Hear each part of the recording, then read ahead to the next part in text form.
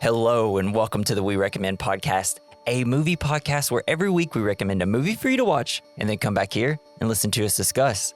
I'm Jesse. I'm Jason. The world knows you as pop stars, but you will be much more than that. You will be hunters, because this week we recommend K-pop Demon Hunters.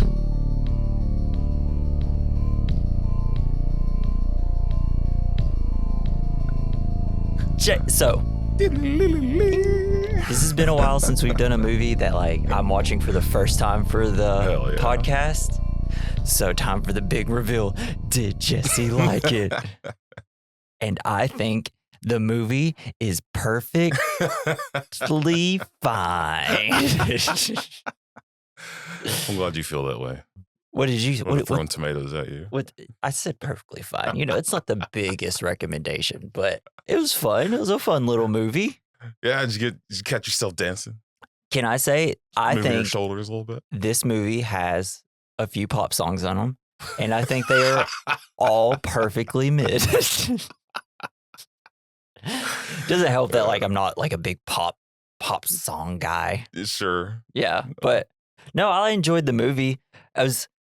I guess it's also kind of wild that this movie took the world by storm for a little bit, and so I had a lot big expectations for it, and then I was like, oh, it's just this little animated movie that people really got riled up about.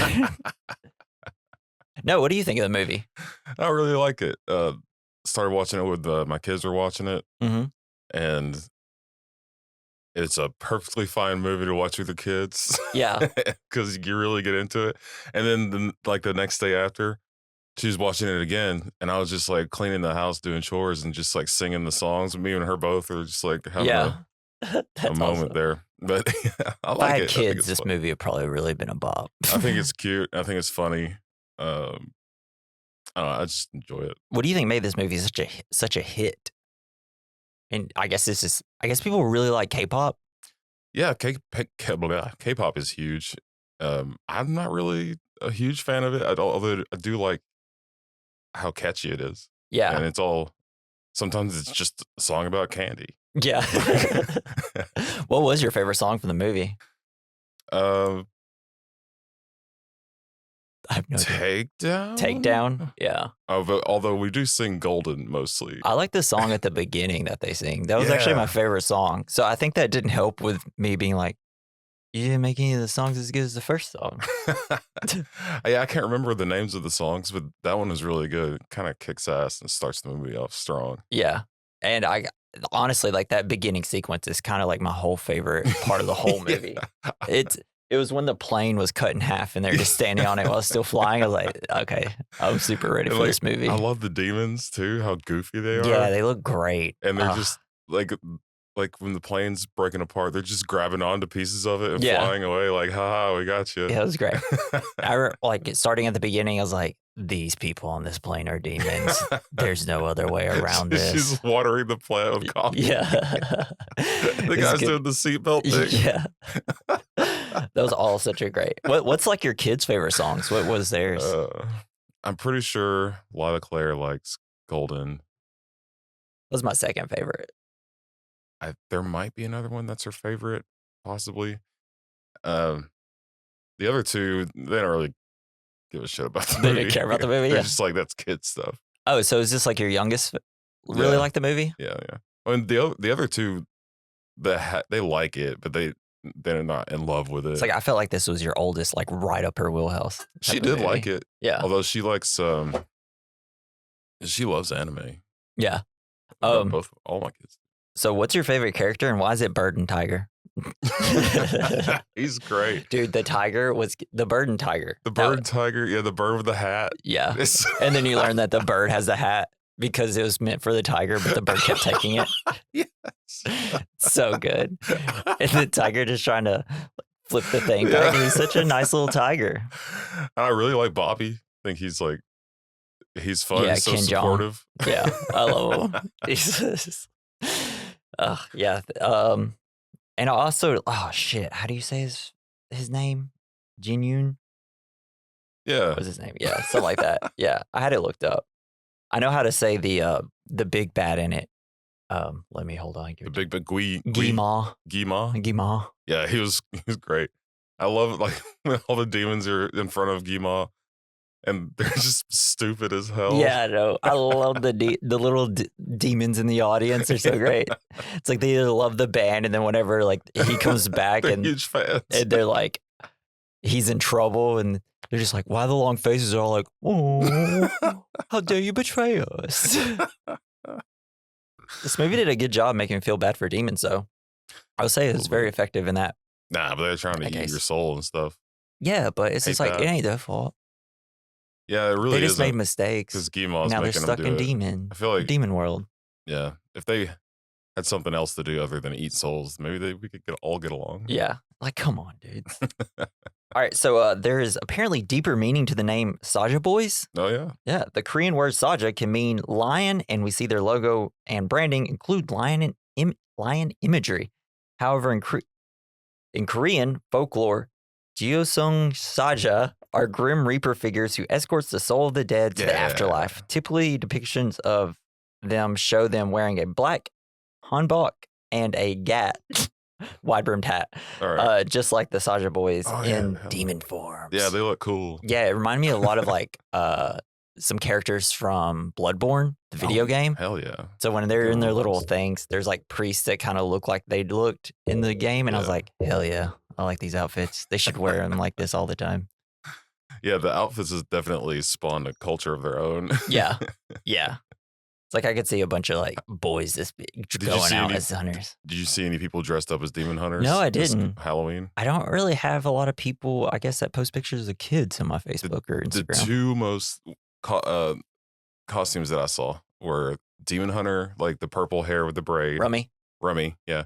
And then Rumi, maybe. Rumi, yeah. I don't know. That might have been. I think that was it, yeah. And General Hogwarts character. Like General Hogwarts outfit. Oh, just like Harry Potter shit, yeah. Yeah. Which did you watch the on HBO Max? They have the Harry Potter Baking Championship. No, you should watch it. It's great. They make some of the coolest and dopest shit. Do they have like the actors there? Some of them come in. Yeah, it's hosted by the twins. Yeah, you know that was that Goyle or Crab? Crab and Goyle, yeah. Crab is going to jail. Oh, that's good. He had a huge pot farm in his house. Oh, why is he going to jail? He was 16. Oh, gosh. Well, he should just move to California. Everything will be okay. Yeah, I think he was in the UK. Yeah, the UK. I don't know why I said that. So the film received 325 million views within its first 91 days of release. Damn. Half of them by your youngest. Just kidding. Yes. Making it the most watched Netflix film, surpassing Red Notice, which received 231 million views in that time frame. That's what the hell was Red Notice? Ryan Reynolds, The Rock, and Gal Gadot film that came out in 2021. It was considered not good, but everybody in the world watched it multiple times. Apparently, I guess. I don't know. I think I started watching it. Was that the Santa Claus one? No, that's Red One. That's Red One. Also bad. The Red Notice. Yeah, I was gonna say. I remember seeing the trailer for that movie. I did like Krampus though. He was awesome. Yeah, in that movie. I think I saw Krampus in the trailer. I don't know. I saw that movie and I was like, wow, they're just trying to do the Marvel thing, but with Santa. It's like, what are we doing? Perfect combination. Perfect combination. Everybody loves Santa. He's so jolly. So, according to co-director Maggie Kang, the Maltese tiger and magpie duo, whose names were not revealed in the movie, are named Derpy and Susie. And the reason why they can travel between the human world and the demon world is because they are not demons, but Korean supernatural creatures. She based them on a famous Korean folk painting of the tiger and the magpie. And if you look at the painting, which I've done, the tiger looks exactly like the tiger, except it's not blue. It's like a tiger, but it's got the derpy little face. Fuck yeah! Do you think birds had hats in ancient history? Like, do you think they thought it was funny to put a hat on a bird? If they didn't, they should have. Oh God! It's such a shame that birds have lost their sense of style and no longer wear hats. I love birds though. Cats and birds, all great. So the soundtrack has 4 songs in the Hot 100's top 10s simultaneously, surpassing Saturday Night Fever and Waiting to Exhale, each of which had 3 songs in the top 10 simultaneously. This movie is breaking records. Yes. And it's wild. It's like And because I like knew all this going in, I was like, man, this is going to be the most bop of all bops. And, thinking about it, and I was like, why is it that it just wasn't connecting? Because, I mean, it had like all the elements of all great like kids movies that also transcend kids movies and become adult movies. And I guess it just, I guess as an adult, I'm like, I've seen this story 1,000 times. Like, oh, it's not about who you are on the outside. It's about who you are on the inside. And you got to come to terms with it. It just never made me cry. Yeah. It didn't even come close. And I think that's why, like, the movie that I'm going to recommend to go alongside this movie does. And like every good Pixar movie, I'm just like, don't cry. Don't. It's a children's movie. You can't cry. And this movie never got there for me. Yeah, no. I don't. Though when she is walking through the crowd at the end and like, the big moment. It's like, hey, I'm not bad. I'm gonna be both sides and be good about it. I was like, okay, I can kind of feel it. I feel it happening.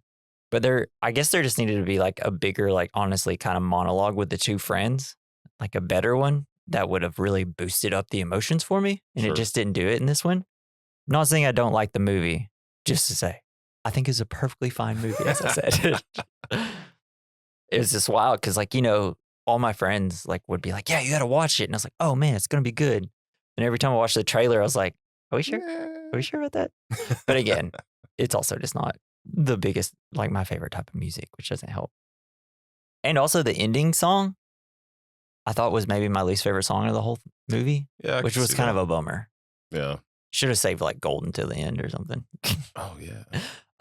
So Maggie Kang revealed in a Netflix interview that Jinyu's soul is trapped with Rumi's sword, opening the potential for a return in a sequel. Wait, how is that? Was that explained in the movie? Yeah, it was like the whole thing. She like, I know, he sacrificed gets blast, himself, and it's like, I'll be with you forever because love. Yeah. And then it's like, I'm in the sword. She's gonna kiss her sword. Like, and then that gave her the power to defeat all demons. Hell yeah. Yeah. I'm trying to think, is there anything else? I really liked how the interaction between her fans and her. Yeah. How they're so insanely just crazy about them. And I know. I love all the animation. It's very Mitchell's versus Machines type animation because it's that Sony animation that they do for all their Netflix films. And then films. every once in a while it changes just a little bit. Yeah. I really like those parts. But like, I love, the fan interactions and like how in love with them, but like not insane. Like, and suffocating they can be. Like we see Taylor Swift fans and all those people be. Also, something I really love about the movie is like all the extra stuff, like the corn on the eyes. Yeah, the popcorn when she sees his abs. Yeah, all that stuff was fantastic, and I was like, we need 1,000 more scenes like this in this movie. And how he was like signing his autograph with his abs. Yeah, like he was just tracing his abs. Yeah, it is so good. And I loved all their names, like Abs Romance. They're just like demons. Were just like, what do people like? Girls like abs. Girls like romance. Girls like babies. They're like the Demon Spice Boys. Yeah, and it was very, very clever in terms of all those. Out of all the like human character, out of the three girls, who were your favorite? I can't remember her name. The short-haired one that raps a lot. Zoe. Yeah, she was my favorite too. She was the most funny. I guess out of the boys, who did you like? My favorite was Mophead. Mophead, yeah, he was great. Because Zoe is like constantly like oogling him, and it's like, look at his perfectly symmetrical face. It's like, you can't see any of it. You can see his mouth. I don't know, maybe baby, because he's always wearing a bib. Yeah, it's so fucking weird. It's funny because it just reminds me of Bob's Burgers and the boy band and that. Yes, and it's just like, oh man. I was like, wow, I feel like they may have got a little bit from them. He has to ride in a car seat. Yeah. The only thing that was missing was that one which I know this is because it's K-pop. It's not like America's boy bands where there's always one that's obviously 10 years older than the rest of the boy band. Like in Backstreet Boys, AJ, I think, was obviously an adult singing with kids, whatever he's younger. So also, I guess we should talk. So this movie is really all about like these three singers constantly wanting to work, or they want to relax, but then as soon as there's like something They're like trying to save the earth. now we have to sing because we love it so much. When there's like, the whole thing with I think it's K-pop bands where they're overworked and they pass out and they're stuff. basically just raised from children and put in this machine of K-pop. But this movie made it stars. positive. And it's like, I don't know about that. Well, they weren't doing it because they loved to sing, or they probably did. But they had to create the Han Moon and save the people's souls. Han Moon, which is Golden Moon, I think. Or it's like Golden Barrier. Golden Gate, I think is what that means. Or whatever that is. Yeah. All right, man. Should we hop into the plot? Before we do that, we're going to talk. We want you to think about what the point of this movie is. Is it K-pop good? Demons bad? K-pop demon hunters really good? I know what it is. I know what the point is. But yeah, if you want to tell us what you think the point of it is, you can leave a comment if you're on YouTube, or you can go over to our description and send us some fan mail. Link at the top, and at the bottom, there's our email. If you can't click the link, it's werecommendmailbag@gmail.com. Nice. All right, Jason, let's get into 2025's K-pop demon hunters. Yeah. So, the movie, we have an opening scene. We learn about how demons attack villages and that hunters/singers are able to protect people from demons because their voices give a protective barrier. I do like how they made the heroes girls. Yeah. That's cool. Great. And it was kind of perfect that they put like girl band, boy band. Yeah. It was a great little evil thing. Boys. Yeah. Then we meet our hunters. We got Mira. She's a dancer. She was a black sheep of her family. She's kind of the cool, edgy one. She's very edgy. And broody. Yeah. And like she even wore a sleeping bag to the Met Gala. That was awesome. Which isn't even the weirdest thing that's worn at a Met Gala. I've seen this in other animes as well, wearing people who just wear sleeping bags around. Yeah. So it's... Well, you always got to play sleep. Yeah, I guess. You have Zoe. She's a rapper. She goes hard. But she's also kind of like, she always wants everybody to love her. Yeah. Then you have Rummy, the leader. We learned that Celine raised her and built Huntrix around her. And I guess like is Celine her mother? I think so. Yes. I couldn't remember. She was also the star of the Sunrise, or like whatever the 80s band was. Yeah. And which I do love. Like I love all the lore at the opening. I thought it was really great. It was great, quick world building, very quickly, and it puts you in it, and you're like, I get it, everything perfectly. These ladies have been kicking ass for a long time. Something about like kids movies, like they're almost better than adult movies when it's in terms of building lore and world building. I guess because you have animation and it's kind of a lot easier to do it visually, and you kind of accept like the break in reality sometimes. Yeah, I get that. So they are supposed to be at a show, but they're still on a plane. Bobby's like, what the hell? I love they're eating all that shit, like just stuffing in their mouths. That's what I put in funny. My notes. Like, they eat crazy. And they've got their own ramen or whatever that is. Yeah, and they have like their names on each bowl. It's like, that's amazing. so cool. It's great branding. I will say animes and like more Asian cartoons, they always make me so hungry. Yeah, the food looks amazing. I was watching it at like 7:30 a.m. like my stomach. I'm like, no, wait till you finish notes. You don't have much time till you record. But then Bobby calls and is like, hey, why are you on a plane? Your show's down here. They look down, they see the stadium, like, and then they turn around. It's like, we're on a plane full of demons. They all try to be scary, but they keep like, so all you just see the demons. One's like watering a plant with coffee. One's just pressing buttons at the plane. The other one's just putting the seatbelts together. And all the demons are trying to be scary to them, but then they just keep burping because they just ate so much food. It's so good. So then they fight, and while they're singing "How It's Done," which is probably my favorite song in the movie, cool. And they easily defeat the demons, and then they skydive into the stadium. Fuck yeah. And the audience is like, this seems up to snuff. I would watch this band. Nothing weird is happening. This is total normal stuff. If your artist comes skydiving into the stadium, that's pretty awesome.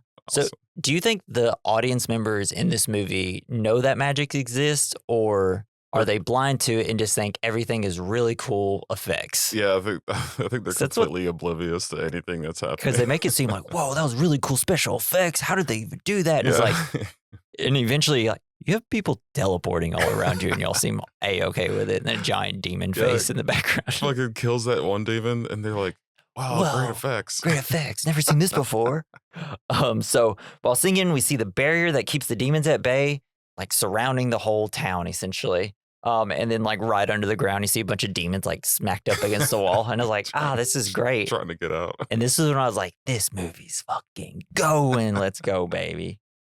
So in the underworld, we see Jima punishes his demon minions for being defeated by Huntrix and failing to deliver human souls. Jima is then approached by one of his oldest demon, Jinyu, who comes up with an idea for how to combat the Huntrix. His backstory kind of sucks. Yeah. I mean, it's a good story. It's Jinyu, not Jima. With his mom. Yeah. Until you find out his real reason.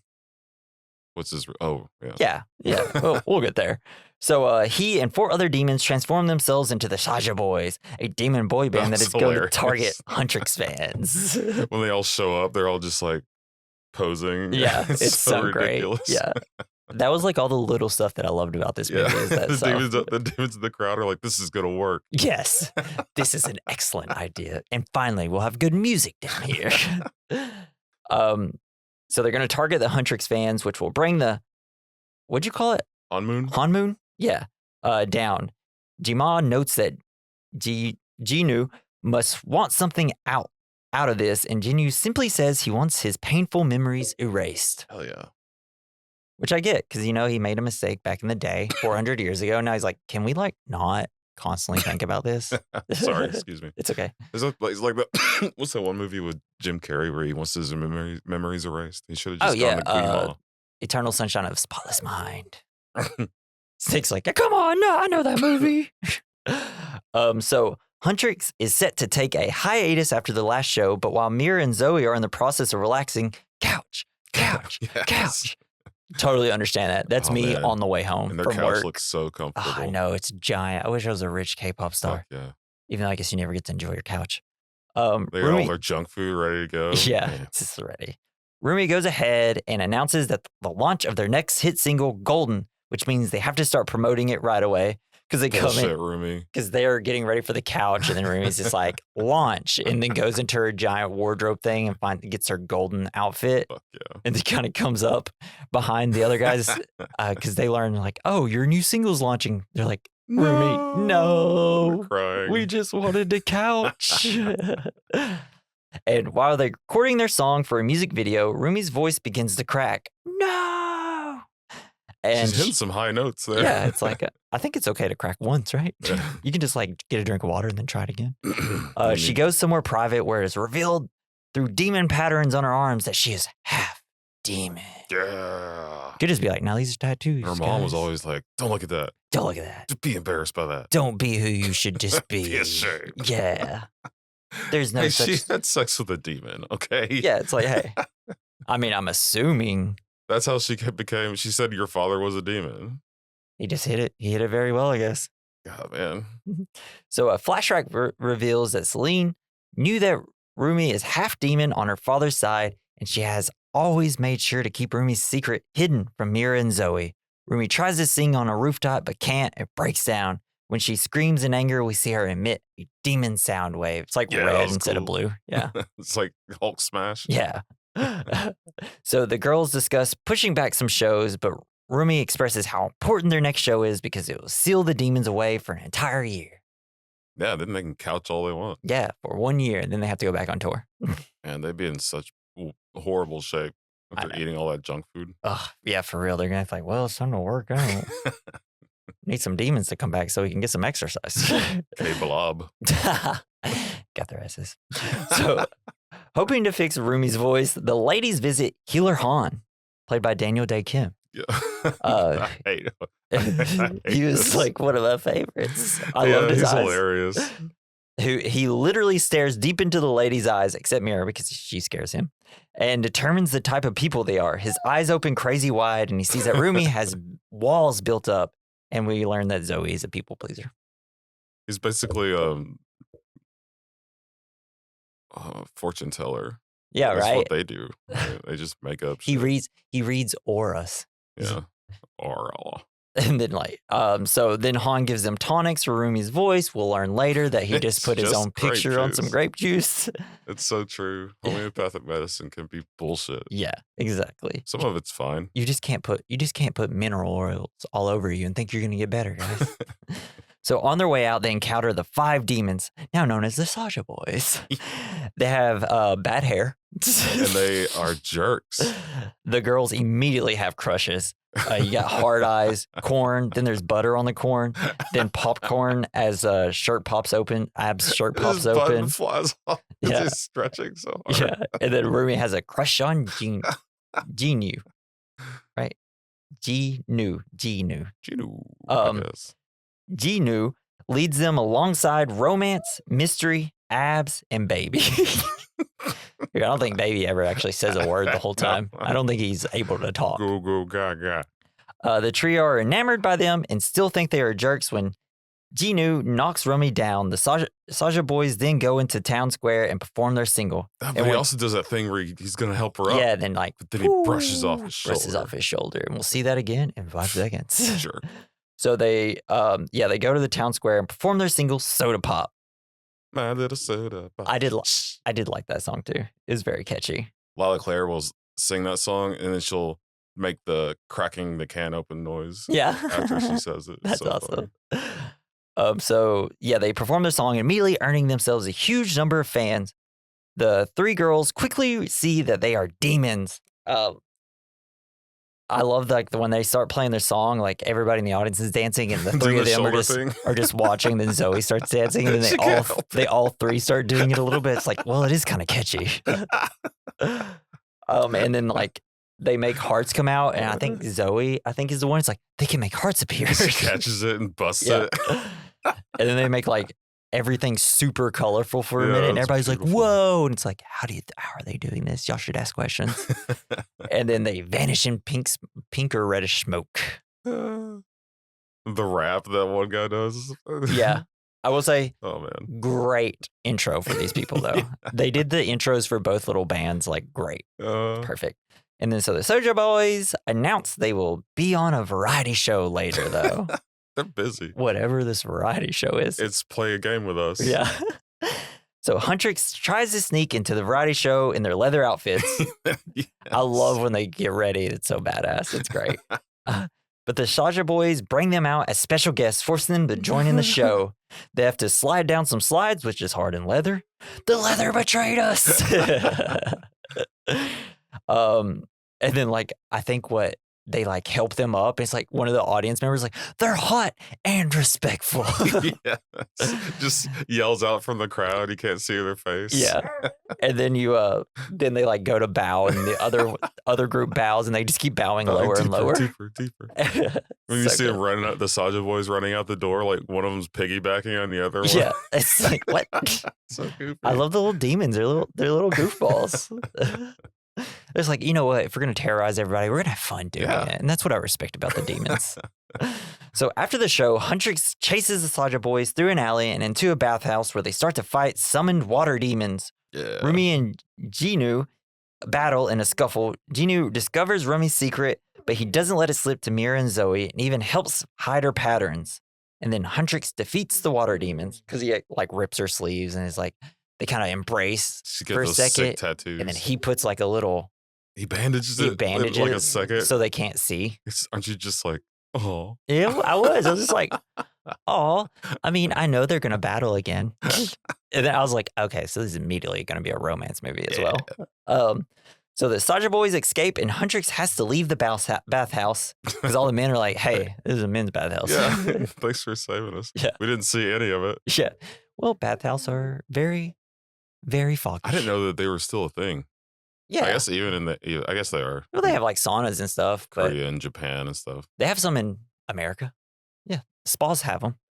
It's just you go there, you get in some really hot water, and get naked with a bunch of other dudes. Yeah, it's what me and the boys do every day. That's awesome. So Gmaw pulls Gnu back to the underworld briefly to commend him for his plan and starting to work. As the Saja boys have already started to gather souls. He got like one soul. Yeah. Like, there's more where that came Well, they from. had like 3 going. They're like, this is amazing. These souls are delicious. Gnu says it's good that Rumi is half demon because it means she has shame. Yeah. Bum, bum, bum. Everybody's worst enemy, shame. She must be Catholic. So the girls look out at the city and see their barriers aren't holding up. Oh, shit. The ladies plan their next course of actions against the demon. They are going to defeat them at the Idol Awards, and they're going to come up with a new song, a diss track. It's like, what? People really love diss tracks these days. I didn't even hear the one from, what's his face? Oh, I guess it was he played it there in the Super Bowl, right? Who? The guy. Oh, Kendrick Lamar. Yes. Yeah. Was that a diss song? I didn't even know it was until later. It's essentially, the diss song about Drake. Yeah. That's why he says that. Yeah. One of the best diss tracks ever. That's awesome. Obviously, Kendrick Lamar and Eminem are the best at diss tracks right now. So, Hendrix, don't come after them. Yeah, Eminem made his career on diss tracks. Yeah, I mean, he pretty much just like, you know what? I'm just going to diss everybody, no matter myself, what. Yeah. It's great. Oh, my producer, Dre? Yeah, I'm going to diss him a little bit too, myself. So, yeah, their Rumi is met by Gnu's pet bird and tiger. Who sent her an invitation to meet with him. This is a bit where the tiger knocks over. The bird is sighing. Yeah. It's like, and I love that, like, at first you see the bird, it's got 2 eyes, and it, like, has 3 eyes all of a sudden. and then he just kind of walks around. You could tell he's a little pompous-ass bird.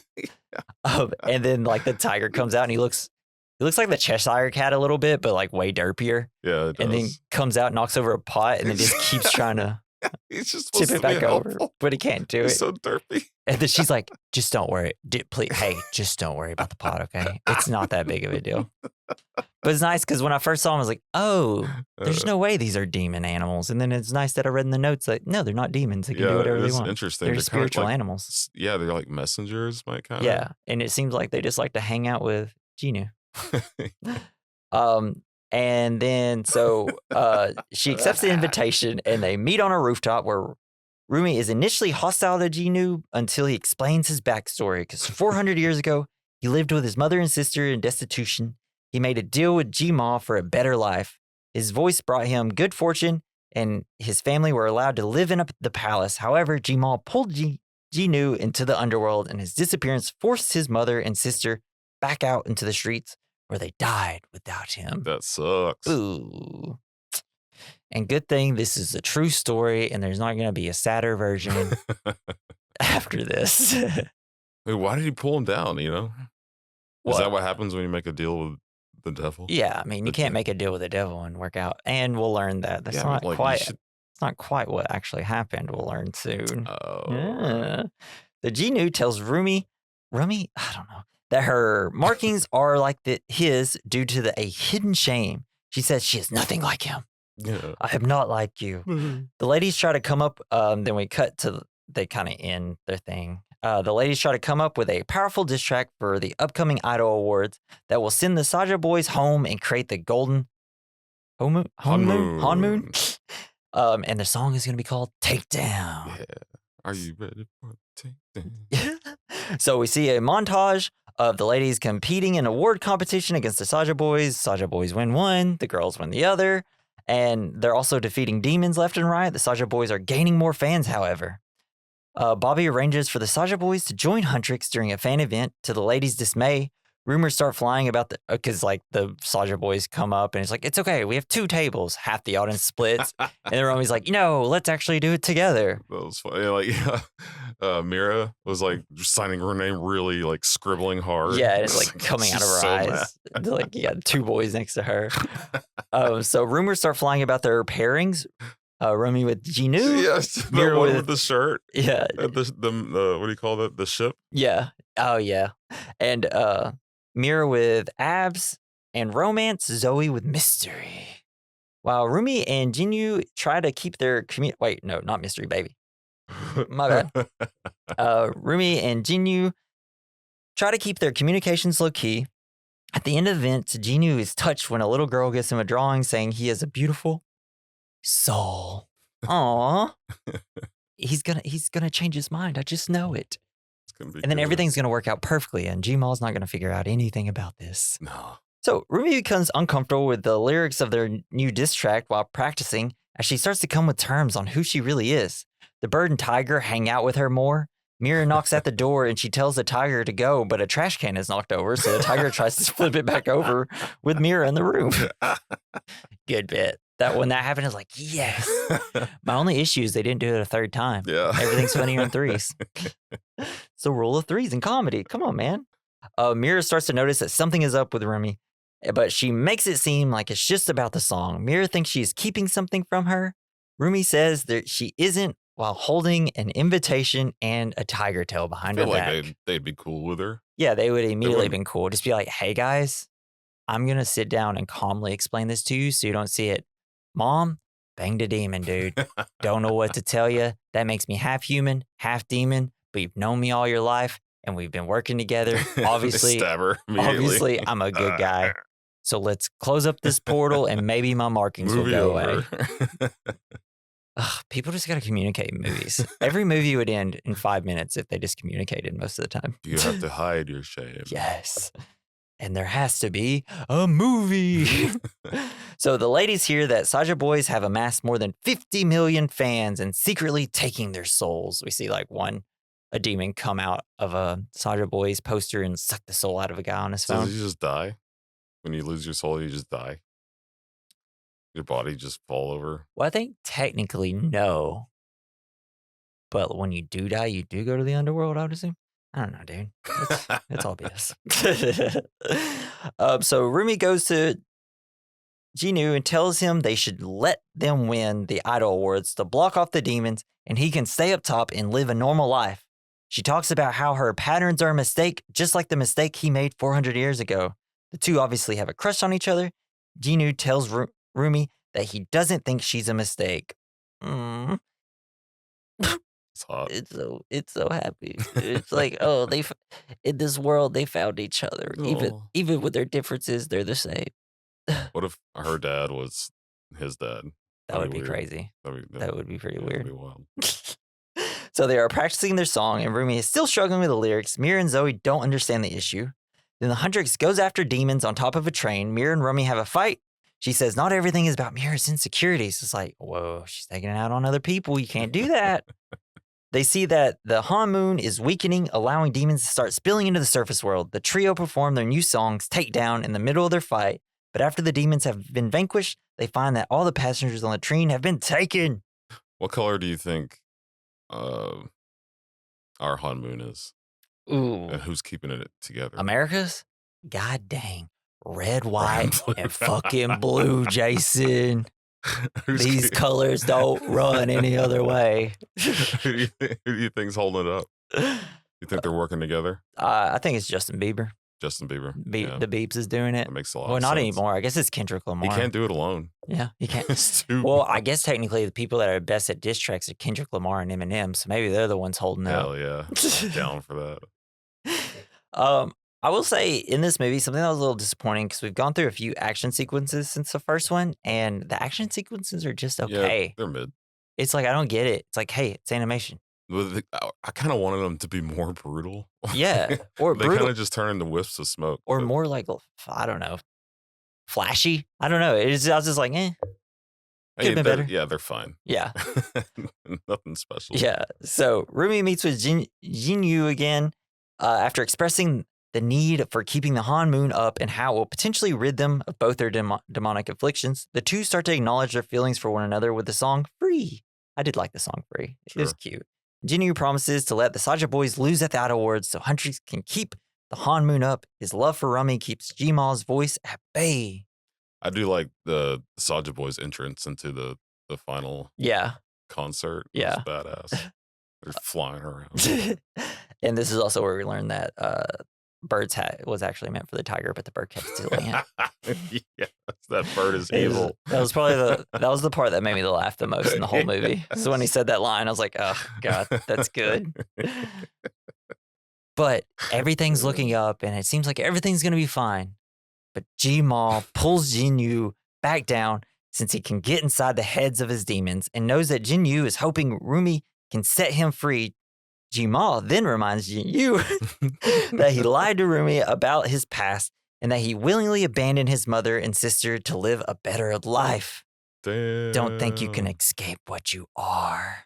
You're a piece of shit. Yeah, essentially to live a better life. He's like, get the hell out of here, ladies. You go die out there while I eat my delicious looking fucking food and look at myself in the mirror while I eat. Hell yeah, it's beautiful. Yeah, it turns out he made a horrible mistake and was a bad person. And he didn't remember that part? Or no, he did. He just didn't tell her. Oh, he wanted to be. Well, he told her that he brought them with her. Yeah, with him. But he lied. So it'd be like, oh, don't you like me? Liar. Boys be lying. Pants on fire. We're no good. Don't trust boys. So before the Idol Awards begins, the lady gathered to express that they have their own issues, but they feel more at ease with each other. They realize that Takedown is not a song to bring together their friends because it can't even bring them together. Hell yeah. I was like, aw, yeah, don't diss each other. Sing together. Don't diss people when you could bring love into the world. We'll be in the same famous pop group forever. Ever. None of us will ever until another pop band comes up and then we're forgotten. No, it's not going to be like Beyonce. What's that one K-pop band that was super popular a few years ago? I know BTS, maybe. BTS, yeah. And it's just like, what happened to them? I think once you reach 25, they just put you in a meat grinder. Oh, okay. Because I will say, like, I did really like the Boys in Love or whatever it was called. I don't remember. I actually really love that song because they played on SNL and I was like, oh, shit. Yeah, lots of people love that shit. I liked it. But like none of the songs really hit like the level of good I thought that song was. So that's why I was kind of disappointed. The one K-pop song I've ever really listened to and enjoyed, I'm like, these songs weren't as good.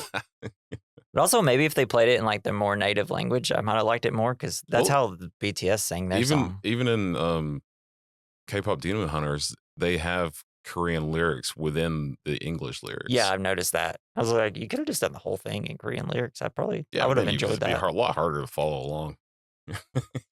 Fucking Americans, man. I have no idea what BTS was singing, but I enjoyed it. Yeah, okay.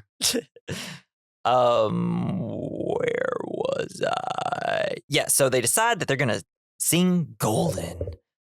So time for the Idol Awards. The Saja boys are supposed to start first, but they are fighting. But they are supposedly fighting. So Huntrix goes to start their performances on stage, beginning with Golden. So they start the song together. Then Rumi is out alone while Mira and Zoe prepare to join her. But they see what looks like demons carrying Bobby away. But they were demons in disguise. Shit. While Mira and Zoe deal with them, two of the Saja boys disguise themselves as Mira and Zoe and join Rumi on stage for Takedown. To her confusion, she's like, we weren't doing this. Oh, yeah, they start fighting. Yeah, like the demons rip off Rumi's sleeves, revealing her markings. Mira rips off her shirt and she's got tassels. Yeah. Her pasties on her boobs. Hey, this is a kid's film. Get that nonsense out of here. Super Bowl's a kid's show. No, it's not. I don't even know who the Super Bowl's for anymore. They market beer to kids. Sure, they definitely market food. It's insane.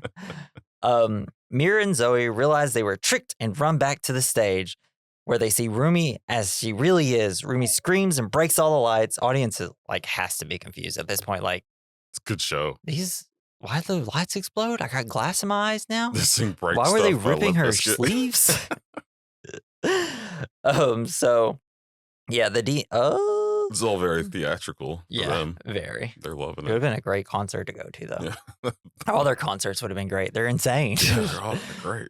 Demons. While Rumi tries to explain herself, Mira and Zoe feel betrayed and don't want to hear her. She should have just told them from the beginning. When she yells, the red glow happens, and Mira and Zoe put up their weapons. Fucking shitty ass friends, man. I guess she lied. You don't immediately we're gonna kill you. Yeah, you do. Like, you know what? Actually, we will listen to you for a second because we knew you their whole life. So Rumi thinks that Jin-Yu set it all up and he is forced to tell her that he lied to her and admits that he betrayed his family for his own selfish gains. We are demons. All we get to do is live with our pain and misery. It's what we deserve. Yes. Which is when that line said, I was like, well, I have issues with that statement because Rumi didn't do anything wrong. Yeah, not really. I guess like it's kind of a little bit of the point. It's like you have your family demons, and like you could. Well, we'll get to that whenever we get to the point. Maybe she's born with it. But it's just like I don't know. Like you can't like look at an alcoholic and be like, you're half normal and half alcoholic. It's like, no, I don't think it works that way. Yeah, you don't know what's going on. Yeah.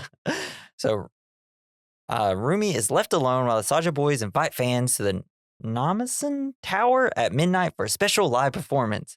Jima power grows and he gets inside the heads of Mira, Zoe, and Bobby to make them face their insecurities. Rumi goes to Celine now that her secret has been exposed. Even after all this time, Celine still tries to find a way to help Rumi cover it up and pass it off as a trick from Jima to Mira and Zoe. And it's like, lady, at some point, you're just got to be like, you know what? Let me help you through this. Yeah, she should be wiser, I feel like. Right? It's like, come on, man. It's like that was another thing. I feel like she needed to have more roles. She needs to pop up a few more times than she did throughout the movie. Yeah. I was like, because there was a point where I was like, I forgot who she was. Yeah. I was like, we've seen her for like, mentioned her one time. We've seen her like twice, I think, the whole time. Yeah. Like the very beginning. And then she's like, maybe I could just tell them. They're like, no, we don't see her anymore. And it's like, you sure about that? You sure about that? Sure we don't want to see more of her? So when Celine cannot even look Rumi in the eye, she declares that she is glad the Han Moon is going to be destroyed, and she embraces her demon self. Damn, dog. Yeah. We're like, is she going to be bad? Is she going to be good? But we know that the movie would not end like that. So the Saja boys gather everyone at the tower in preparation for taking their souls. The boys begin singing their new song, Your Idol. I did like this song. Yeah, that one was good. Yeah, I like it, especially like the beginning. You gave me your heart. Now I'm here for your soul. Yeah, and they start off the song where there's this progression of 3 notes that is like famous for being in like dirges, like really sad, like oh really? The funeral songs, like basically throughout history. It was really neat. Well, that really makes sense because it's like Jinyu's doing something he doesn't really want to do, so it's kind of a sad song to start.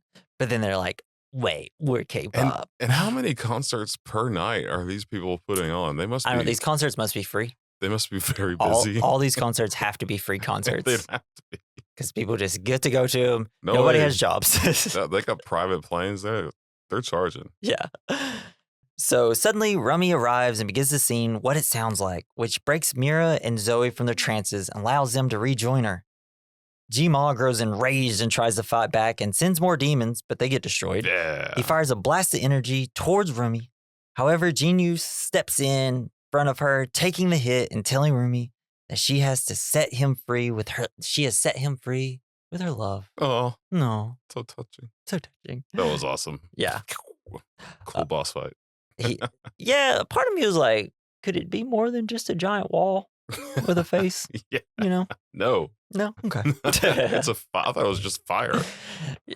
Yeah, I mean, yeah, it's a wall of fire. Yeah, a wall of fire. Fuck yeah. So he gives her his restored soul, which helps empower Rumi. Huntrix proceeds to continue their song, destroy the other 4 Saja boys, and Rumi delivers the final blow to Jima, vanquishing the Demon King back to the underworld and restoring the Han Moon. Yay! They did it. They Han Mooned it. Yeah. Following the reunion, the ladies decide to take a much-earned break. Rumi finally joins Mira and Zoe at the bathhouse now that she doesn't have to hide herself anymore. And ladies all tearfully express their love for one another. First of all, baths are gross. Yeah. Especially baths. Doing it with other people. Well, I assume you definitely shower if you get in the bathhouse. So my father-in-law has a hot tub at his place. Ooh, nice. And he is an Airbnb, so people came over and they spilled a bunch of beer in it and then put the lid on it. And apparently beer ferments really quickly when it's in a hot tub. Yep, it's kind of like what it does. Oh, yeah, that's gross. It was all brown. That's why you're not supposed to drink. When it's you're like in a hot he tub. thought it was like poop, but it was just beer. Ugh. Did he charge him? I don't know. I hope he did because that's terrible. Yeah. Yeah, hot tubs are some of the grossest things ever, but man, they feel so good. I can only be in one for like 5 minutes, and then I'm like, I'm too hot. Like I can't handle like. Hey, you're not supposed to spend a long time. I don't like boiling in water. Turns out. Yeah. Yeah. It'll cook, like, if you put a baby in there, it'll cook that baby. Delicious. Tender. It's my favorite meal at an Airbnb. A cooked baby. A cooked goose. So, after leaving the bathhouse... Tipping them out with a ladle. After leaving the bathhouse, they see some young fans and decide that they've had enough of a break. They took 5 minutes to themselves. The ladies approach the excited fans as others gather near them. Up above, Jinu's bird and tiger look upon them with a smile. Yeah. The end. Yay. Aww. I want more bird and tiger. Yeah, I know. They need... Just give me like a 30-minute short of just adventures of bird and tiger. Yes. I mean, how Netflix has not already came out with that, I don't know. Doesn't have to be a full movie, just like a little short film. Yeah, it could be a cool in-between film. It's something like... For the next movie. That I liked about Wes Anderson. He came out with like 3 or 4 short films on Netflix. And I was like, why is not every director doing this? Yeah, that's like a Netflix, cool idea. This is what Netflix should be doing. Just Netflix wants content and they can do it. And since every TV show they make on there takes 5 years between seasons, they might as well just start doing short films. It's crazy. So, Jason, what's the point of the movie? The homeopathic medicine is dangerous. Yes, grapefruit will not heal your voice. But it's about accepting yourself for who you are. And that if you're honest with yourself and your closest friends, then nothing can stop you. As long as those friends aren't demons. Dicks. Yeah. Even they can't stop you when you have your friends. You sing so hard, it scares demons away. Yeah. Essentially, whatever issues you have, tell your friends and they'll help you through it. With knives. And then you'll save the world. It won't be as cool as this movie, but you'll save the world in your own world. Get your knife, Jesse. I've got a problem. It's like, please tell me we're not going to kill somebody. Please tell me we're not going to kill somebody. Oh, yeah. It's like we're killing somebody. No. All right. Yeah. I mean, it's pretty much just child plot. Just, child morals, Sure. Yeah.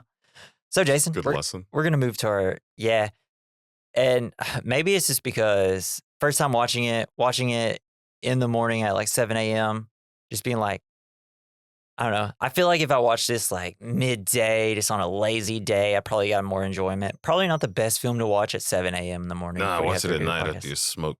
Yeah. Smoke cigarettes. Yeah. Just kidding. No, that's gross. Come on, kids. Smoke your cigarettes and watch K-pop Demon Hunters. That's the point of the movie.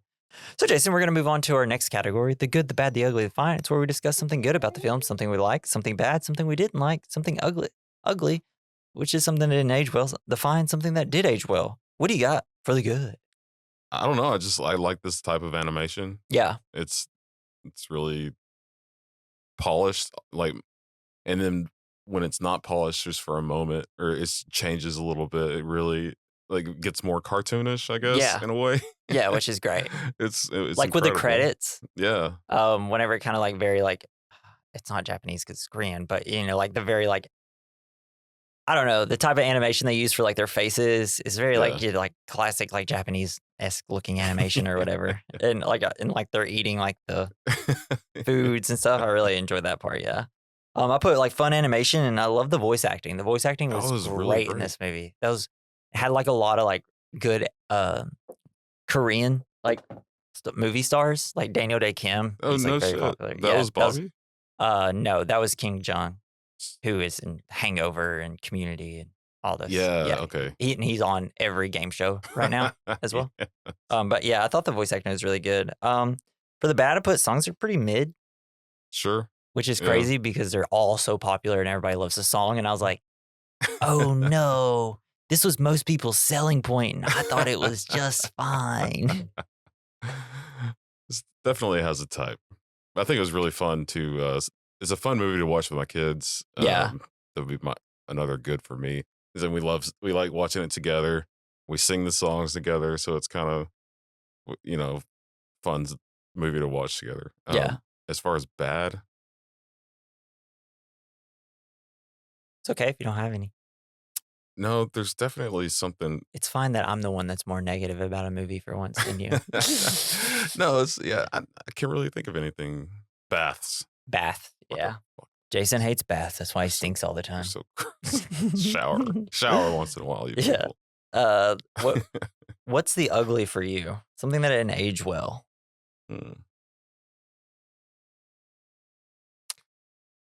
maybe well, I guess part of my bad could be also with the ugly, like some of the action scenes. Yeah. Yeah. Just could have been better. Just could have been. I know it's a kids movie, and you can't be like Yeah, have blood and gore and stuff. yeah, definitely not that. Yeah, but I do agree that they could have been just better. I don't know. I don't know. It seemed like the people that made this movie had more of a sense of 'Cause- between the more the singing and it wasn't action focused. Yeah, and you could tell like it just didn't feel like they had as much love for the action as they did for, when they're all singing and all the transitions and stuff like that, and the story. You could tell they loved that more than they liked I feel like fighting. I don't know. And that's what got me is I was really building up to these fighting scenes, and then when they happen, it's kind of a letdown. So. Yeah, yeah. For my ugly, it didn't make me cry, and for an animated movie, usually that ups the ante is when they make me cry. And I'm like, shit, that's a good movie. It's just too happy. It's too much happiness. It just didn't build. Maybe if like there was just a more emotional scene between the three friends coming together, because I felt like it was. It never really seemed like they were that close friends. Yeah, and I think that was kind of an issue with the film. Maybe that's a normal thing with K-pop groups or just music groups in general. Maybe they're kind of working together, but they're not super best friends. Yeah, it just seemed like maybe if the other two girls had more invested in the story, but I get that it's about one person dealing with her trauma and stuff instead of all three of them dealing with it together. Central on her. Yeah, and I guess I kind of wanted, since they're called Huntrix and K-pop Demon Hunters with an S. That is true. It would be you don't know shit about the other two. Yeah, other than like a couple one-liners here and there. That's all you learn about them. Yeah, the one was a black sheep, and the other one is just a people person. Just wants to make everybody happy. In which I think that was probably some of the ugly that didn't really work out. But I guess it's more in the bad. It's really not. But yeah. Not really anything ugly, I could say. Well, we can move to the fine. It's great kids. It's a good kids movie with a good message. Yeah, also had something else. Makes me move my shoulders a little bit. Yeah, and you know what? Kids need something better than Coco Melon. Oh my God! Yes. Good point. Yeah. You got anything that aged well for you? I feel like you could put like watching with your kids. Yeah. It's always going to age well for you. Any movie that can keep our attention. Any kids, any movie that can sit your kids down and shut them up. No, it's just it creates cool moments. Yeah, for sure. Especially like if your youngest really likes it, that's got to be very cute. Yeah, it's adorable. All right, Jason. So now we're going to move to our next category, double feature. So what movie do you recommend to go alongside of this movie? Well, since I was missing it with all the brutality, I would say Berserk. Berserk. But if there's also one of my favorite animes is on Netflix. I don't know if you can call it an anime really, but it's Castlevania. It's a series. It's not really an anime. It's animated. I've been told to watch that by many of people. I refuse. It rules. It rules. Yeah. I've heard a lot of really good things about it. Don't they have like 2 or 3 seasons? Yeah, there's 3. 3 at least. Yeah. I chose the movie The Mitchells vs. Machines, which is something I recommended earlier. It did all the things that K-pop Demon Hunter did not do for me. It make you cry? Yeah, the ending did. It was so good when the mom is like being in beast mode. Yeah, it's so fun. It's incredible. Very similar animation because it was made by the Sony Animation. It's also, I think, produced by the people that did Lego movie Spider-Man Into the Spider-Verse. Oh, hell yeah. Yeah. So, and they also, those same producers directed 21 Jump Street and 22 Jump Street. So, yeah. Nice. They pretty much have been nailing every movie they did. And maybe one day we'll get the trilogy of Into the Spider-Verse. But who knows? Because, everything's just got to take fucking forever now to come out. Spider-Pig, come back to us. But yeah, if you haven't seen The Mitchells vs. Machines, it's a great movie. I did exactly what I said I should have done with K-pop Demon Hunters. I watched it on a lazy day in the middle of the day, and I cried alone on the couch. But it also has like Maya Rudolph and Danny McBride, 2 people I love a lot. Olivia Colman's in it, and Eric Andre. Fred Armisen, John Legend, Blake Griffin, Conan O'Brien, Doug the Pug. Hell yeah. Everybody's in it. And the dog is so funny. I know, it's so good. It's like pugs shouldn't exist because it sucks for them just to live. But damn, are they cute and ugly at the same time. Hell yeah. And they're always hilarious in movies. My cat does the same thing with her eyes. Yeah. Yeah. She'll looking at two things at once. It's so incredible. Cute. I love wonky-eyed animals. All right, Jason, that concludes our podcast on K-pop Demon Hunters. I hope you did not listen to this hoping to hear us go absolutely batshit over it, because I'm sorry about that. Because, soda pop. I was just like, is this a thing? Like, you've been talking about it. It's like, we have to do it for the podcast. And, we took a risk, and this is the risk. I liked it more than you did. Yeah.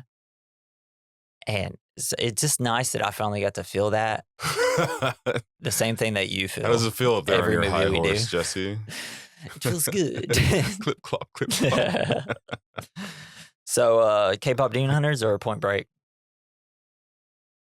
As for what? Like which movie you like better? Two, I like K-pop Demon Hunters better than Point This fucking guy's got to get out of my podcast. Although Point Break is funny as hell. Get him. K-pop Demon Hunters or Blowout? It's got its moments. Oh, K-pop Demon Hunters. Snake, get him. I've already watched this movie like 20 times. Demons, get him. Damn. You put Eminem and Kendrick Lamar put up their honeymoon. Fuck.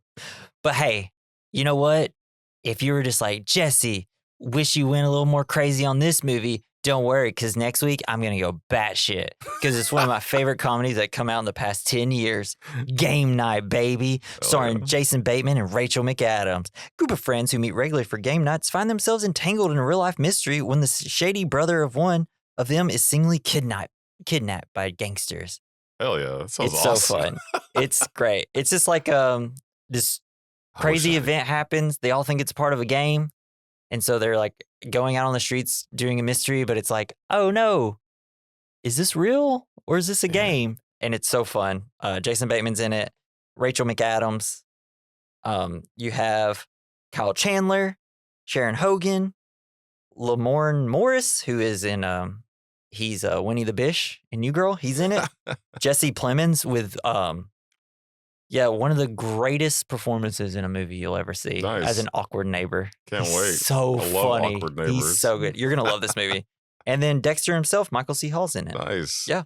It's a great, fantastic comedy. I can't wait. I love Jason Bateman. It's just and like Rachel McAdams.